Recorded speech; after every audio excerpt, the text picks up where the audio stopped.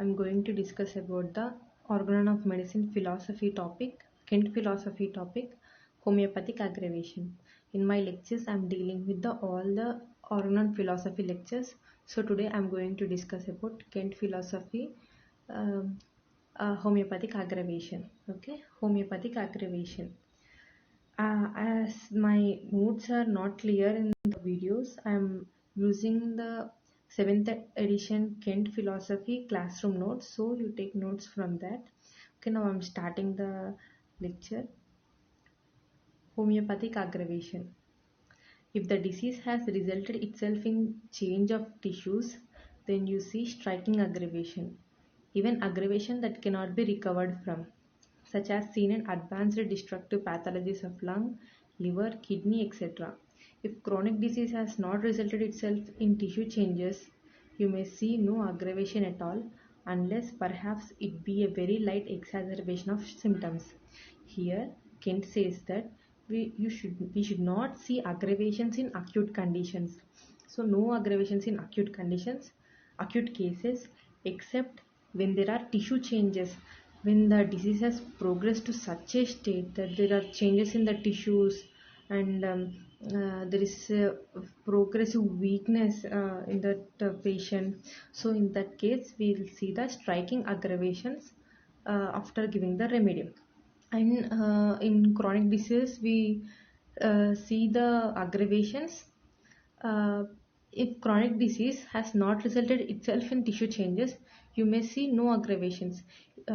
If there is no progress of disease to such an extent that tissue changes occur, then there will be no aggravations.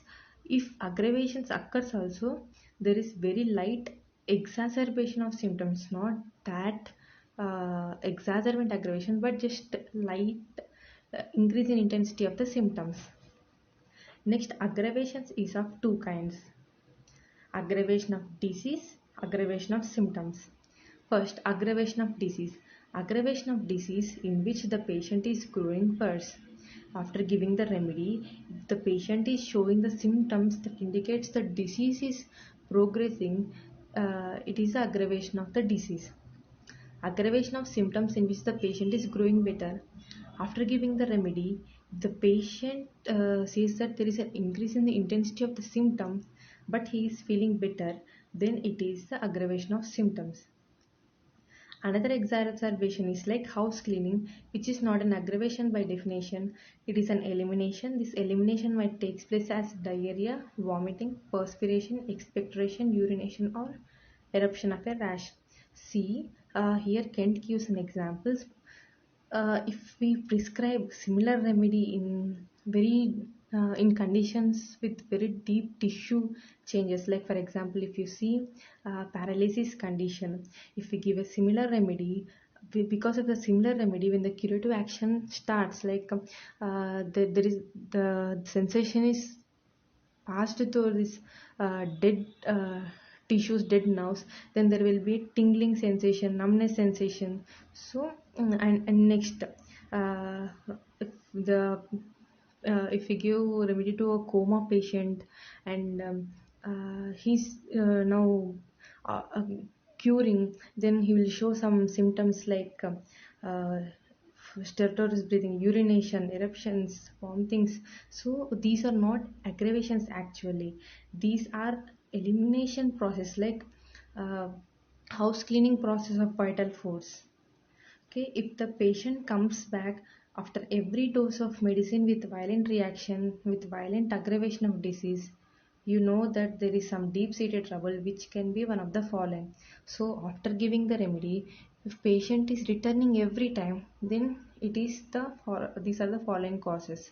The patient is an oversensitive one and proves any and everything that is given to him.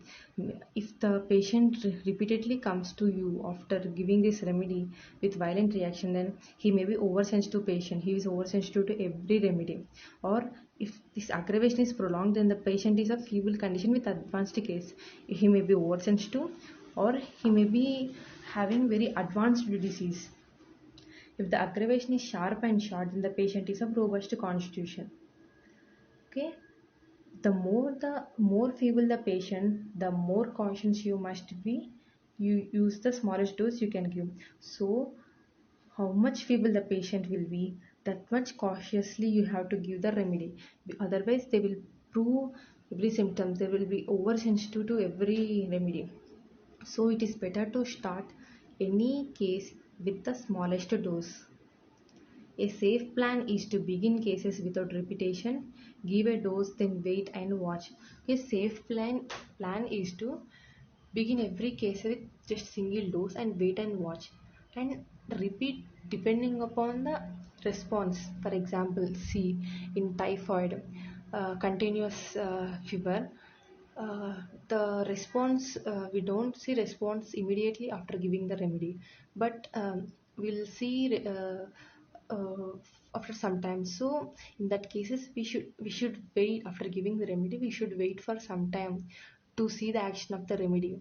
Otherwise if we repeat that remedy, then it will prove that remedy will cause more danger when compared to the cure.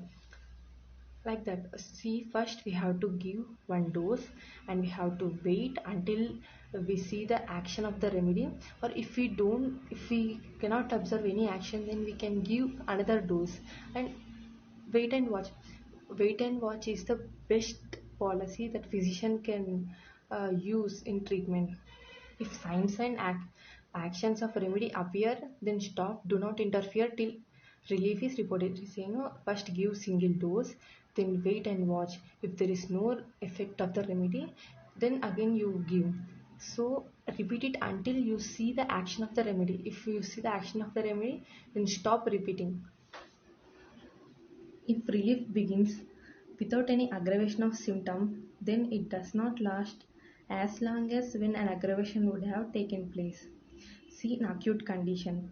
Normally, in perfectly homeopathic case, we see a short and sharp aggravation of the symptoms.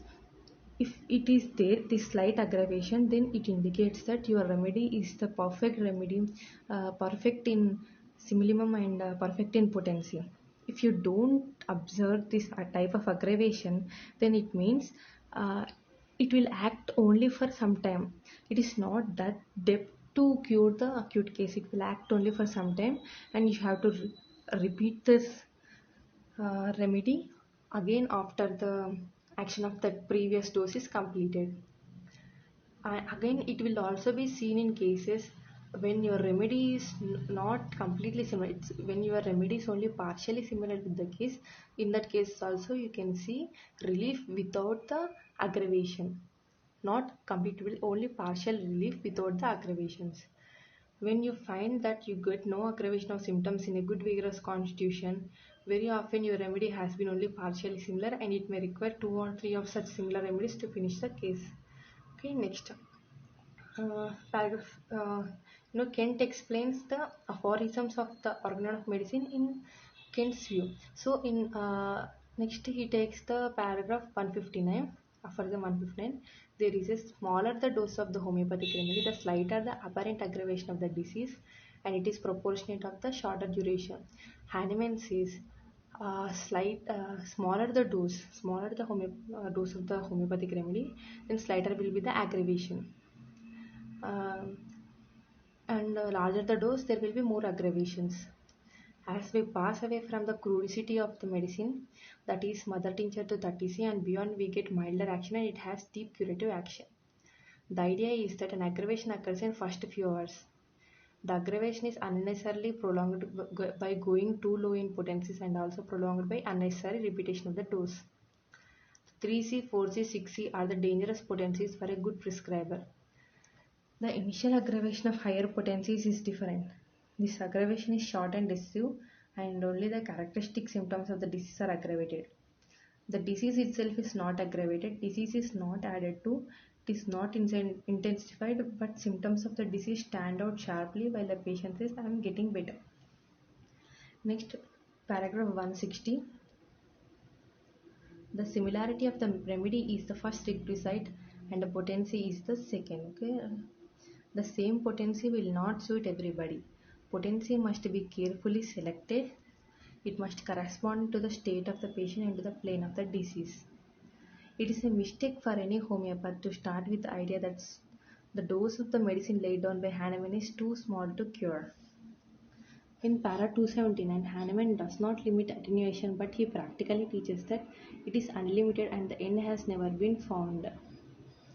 Hahnemann says that what is the very minor dose, if the dose is unable to produce symptoms or aggravation symptoms, then it is the minutest dose. It must be distinctively perceived that 30C is low enough to begin business with any acute or chronic disease. I think you understood. Okay, thank you.